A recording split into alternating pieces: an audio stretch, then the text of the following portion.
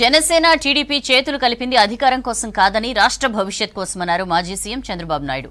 ఆంధ్రప్రదేశ్లోని తాడేపల్లిగూడెంలో జనసేన టీడీపీ తొలి ఎన్నికల సభ నిర్వహించారు. సభపై ఇద్దరు అధినేతలు ప్రజలకు ఉమ్మడిగా అభివాదం చేశారు. కూటమి తరపున తొలి జాబితాను విడుదల చేసిన తర్వాత మొదటిసారిగా ఉమ్మడి సభ నిర్వహిస్తున్నారు. విధ్వంస పాలనను తరిమి కొట్టాలని పిలుపునిచ్చారు చంద్రబాబు. రాష్ట్రాన్ని బాగు చేయాలనే సంకల్పంతో ముందుకెళ్తున్నామన్నారు. ఈ పోరాటంలో ప్రజలు తమతో కలిసి రావాలన్నారు చంద్రబాబు. త్వరలో రాష్ట్రానికి మళ్లీ నవోదయం. వచ్చే ఎన్నికలు రాష్ట్రానికి అత్యంత కీలకం. అందుకే రెండు పార్టీలు కలిసి బరిలో దిగాయి. మేము చేతులు కలిపింది మా కోసం కాదు, మా పార్టీల అధికారం కోసం కాదు, నా కోసమో పవన్ కళ్యాణ్ గారికి అధికారం కోసం కాదని మరొకసారి మీ అందరికీ విజ్ఞప్తి చేస్తున్నాను.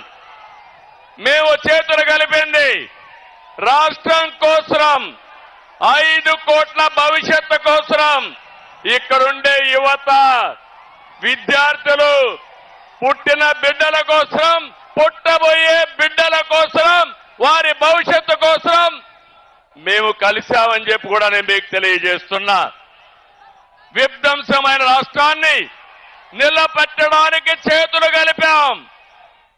హత్యకు గురైన ప్రజాస్వామ్యాన్ని తిరిగి బతికించడానికి మేము చేతులు కలిపాం.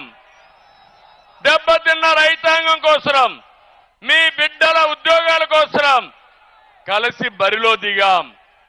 ప్రభుత్వ బాధలతో చిత్రమవుతున్న పేదవాడిని కాపాడడానికి ఇద్దరం కలిసి అడుగేస్తున్నాం.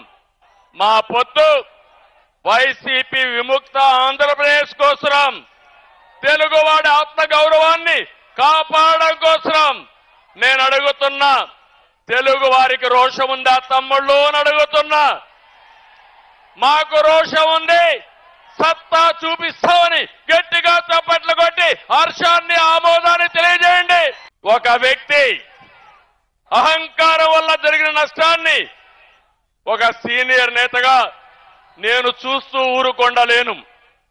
అదే సమయంలో ప్రశ్నించే, ఎదిరించే తత్వం ఉన్న పవన్ కళ్యాణ్ కూడా మౌనంగా ఉండలేరని మరొకసారి మీకు విజ్ఞప్తి చేస్తున్నా. అందుకే ఇది ప్రజలు కుదిర్చిన పొత్తు, జనం కోరుకున్న పొత్తు, రాష్ట్రంలో వెలుగు నింపే పొత్తు. అవునంటే గట్టిగా ఆమోదం తెలియజేయండి. రాష్ట్ర పునర్నిర్మాణం కోసం మాతో చేతులు కలపండి, మాతో అడుగేయండి మనస్ఫూర్తిగా మిమ్మల్ని అందరినీ కోరుకుంటున్నా.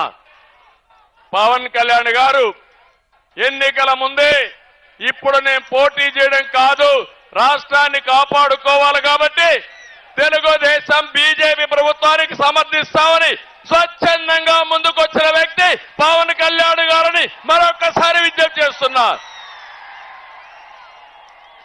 అక్కడి నుంచి మేము అధికారాన్ని ఒక బాధ్యతగా తీసుకున్నాం.